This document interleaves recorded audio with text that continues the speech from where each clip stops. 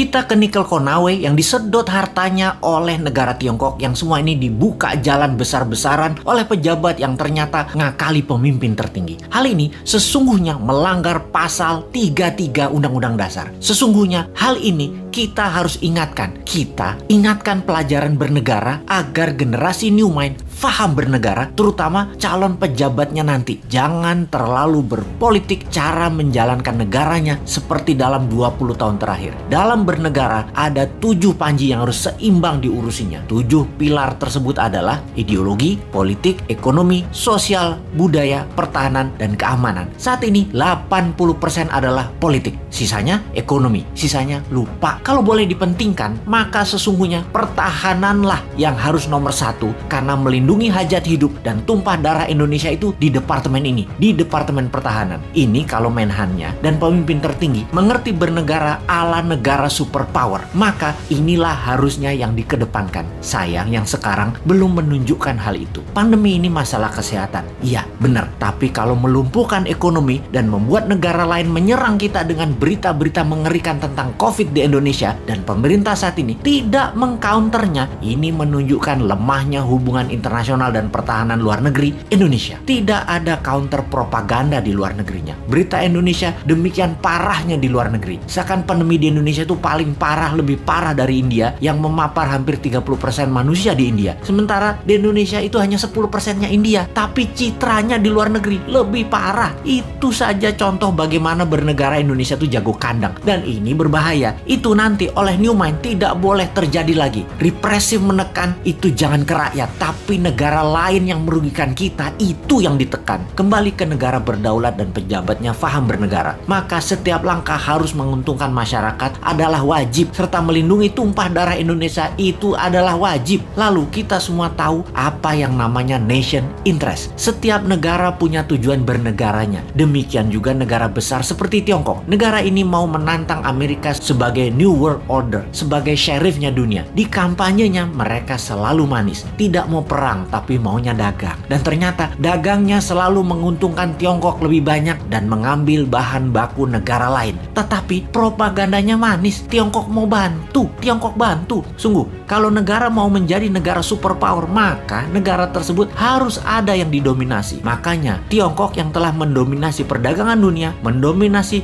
distribusi dunia, mendominasi produk murah, mau mendominasi energi yang namanya baterai. Untuk mendominasi baterai, mereka perlu nikel. Untuk itu, nikel terbesar di dunia hanya ada di Indonesia. Mereka mainkanlah. Pokoknya bagaimana caranya bikin semua orang silau, tak melihat niat jahat tadi yang terlihat nolong, pindah gede-gedean tambang nikel dan pabrik smelter, mengambil secepatnya bahan baku Indonesia mumpung masih berkuasa dan dibukakan jalan. Dijanjikannya Indonesia akan punya pabrik baterai, tapi bahan bakunya dihajar habis dulu sampai habis. 3 tahun lagi rasanya cukup buat mereka hajar habis tambang tersebut dan menjadikan Tiongkok punya cadangan selama 20 tahun ke depan untuk jadi raja baterai dunia. 90% keuntungan nikel adalah kalau dijadikan baterai, dan itu strategi Tiongkok. Sementara kita dapat taiknya Tiongkok. Sudah sejak 4 tahun lalu kita berjuang mengingatkan bahayanya tambang nikel di Sulawesi karena tidak menghasilkan keuntungan apapun buat Indonesia atau kurang menghasilkan keuntungan buat Indonesia.